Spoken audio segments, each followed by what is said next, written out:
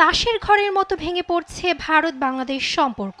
৫ August স্বৈরাচার হাসিনার পদত্যাগের পর থেকে দুই দেশের সম্পর্কে দেখা দেয় টানাপোড়েন।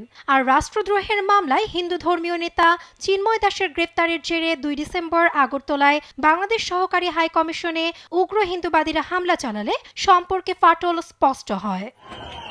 এই ঘটনায় ভারতের হাই কমিশনারকে তলব করেছে বাংলাদেশ, যা গেল ৫ বছরের মধ্যে এই প্রথম।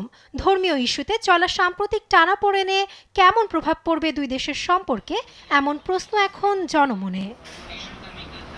আন্তর্জাতিক গণমাধ্যম আল জাজিরাকে দেয়া এক সাক্ষাৎকারে অসলো বিশ্ববিদ্যালয়ের গবেষক মুবাশার হাসান জানান, ভারতে অবস্থিত ঢাকার মিশনে হামলার ঘটনায় উত্তেজনা বাড়বে দুই দেশের মধ্যে। আগের সরকারের সময় দুই দেশই নিজেদের মধ্যে যে ভালো সম্পর্ক ধরে রেখেছে তাতে অবিশ্বাস তৈরি হবে। এছাড়া এতে দুই দেশের বাণিজ্যেও প্রভাব পড়বে বলেও জানান তিনি। হাসিনা সরকারের সময় ভারত বাংলাদেশ রাজনৈতিক অর্থনৈতিক সম্পর্ক ছিল বন্ধুর মতো। ২০২৩-২৪ অর্থ বছরে দুই দেশের দ্বিপক্ষীয় বাণিজ্য হয় $14 বিলিয়ন। ভারতের সাবেক কূটনীতিক অনিল ত্রিগুনায়াতের মতে, অরাজকতার মানসিকতা পরিহার করতে পারলেই ভারত বাংলাদেশ সম্পর্ক উন্নয়ন সম্ভব। বাংলাদেশ ইস্যুতে নয়াদিল্লি দক্ষিণ এশিয়ান দেশগুলোর জন্য করা প্রতিবেশী প্রথম নীতি পলিসি চালু রাখবে বলে জানান তিনি। দুই প্রতিবেশী রাষ্ট্র বাংলাদেশ ও ভারতের মধ্যে প্রায় ৪,০০০ কিলোমিটারের আন্তর্জাতিক সীমান্ত রয়েছে। যুগ যুগ ধরে ঢাকা ও নয়াদিল্লির মধ্যে রয়েছে সাংস্কৃতিক, বাণিজ্যিক ও ভূরাজনৈতিক সুসম্পর্ক। তাই সবকিছুর পরও আবার দুই দেশের মধ্যে আগের মতো সম্পর্ক স্বাভাবিক হবে কিনা তা নিয়ে শঙ্কা থাকছে।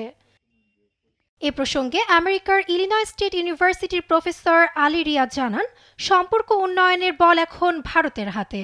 তিনি জানান, ভারত সরকারের একটা স্পষ্ট বার্তা প্রয়োজন, যেখানে বলা দরকার যে ভারত বর্তমান বাংলাদেশ সরকার ও মানুষের সাথে কাজ করার জন্য তাদের পলিসিতে পরিবর্তন আনবে।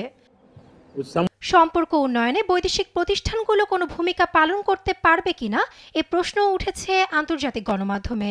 এরই মধ্যে দুই দেশের চলমান ধর্মীয় উত্তেজনা ঘিরে প্রতিক্রিয়া জানিয়েছে যুক্তরাষ্ট্র ও যুক্তরাজ্য। মঙ্গলবার ভারতীয় মিডিয়া প্রেস ট্রাস্ট জানায়, আমেরিকার কংগ্রেসম্যান ব্র্যাড শারম্যান ইউনুস সরকারকে হিন্দু সম্প্রদায়ের নিরাপত্তা রক্ষার কথা বলেছেন।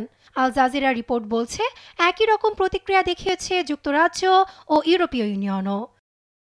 তবে এত কিছুর পরও আশার বিষয়, দুই দেশের মধ্যে উন্মুক্ত আছে আলোচনার দুয়ার। ওয়াশিংটন ভিত্তিক থিঙ্ক ট্যাঙ্ক মিশেল কুজেলম্যান জানান, চরম উত্তেজনার মধ্যে দুই পক্ষই নিজেদের মধ্যে আলাপ আলোচনা ও যোগাযোগ চালু রেখেছে। দেশ দুটোর মাঝে টানাপোড়েন আছে, তবে শত্রুতা নেই বলেও জানান মার্কিন বিশ্লেষক।